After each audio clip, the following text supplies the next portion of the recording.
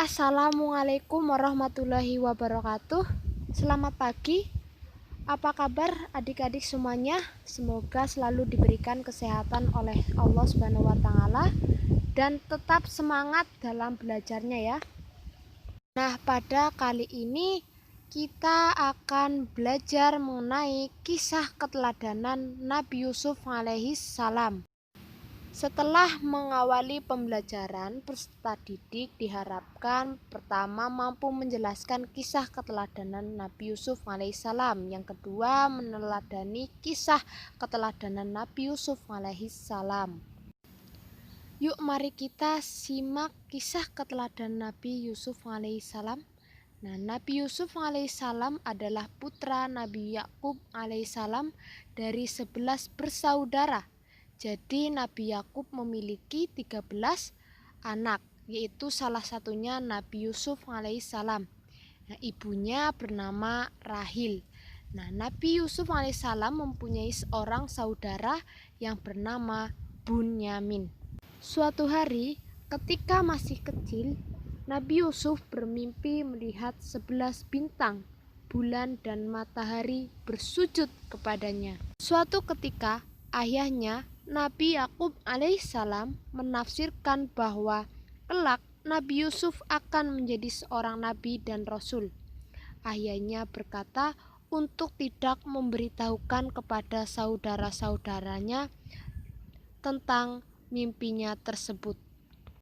Saudara-saudaranya iri kepada Yusuf karena ia lebih disayangi dan memiliki wajah yang sangat tampan.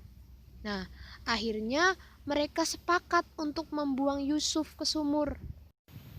Pada saat itulah Nabi Yusuf alaihissalam ditemukan oleh pedagang dan menjualnya ke istana Mesir.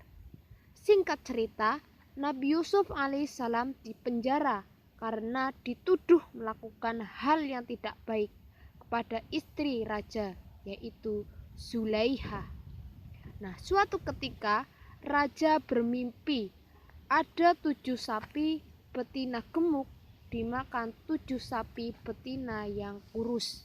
Pada saat itulah Nabi Yusuf menafsirkan mimpi raja tersebut bahwa negeri Mesir akan mengalami masa subur selama 7 tahun dan akan mengalami kemarau panjang selama 7 tahun pula. Yusuf memberikan solusi kepada raja untuk menyimpan hasil gandum di musim subur sebagai bekal untuk bertahan di musim kemarau panjang. Dengan hal itulah, sebagai balasannya, raja mengangkat Nabi Yusuf alaihissalam sebagai menteri urusan ekonomi dan bergelar raja muda. Dari kisah singkat inilah hikmah yang dapat kita ambil dari kisah Nabi Yusuf alaihissalam, yaitu ujian dan cobaan jika dihadapi dengan sabar akan mendapatkan kebahagiaan hari depan. Yang kedua, tidak sombong memiliki wajah tampan.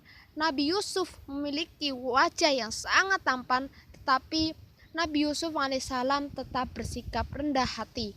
Yang ketiga, berjiwa besar mau memaafkan orang yang bersalah.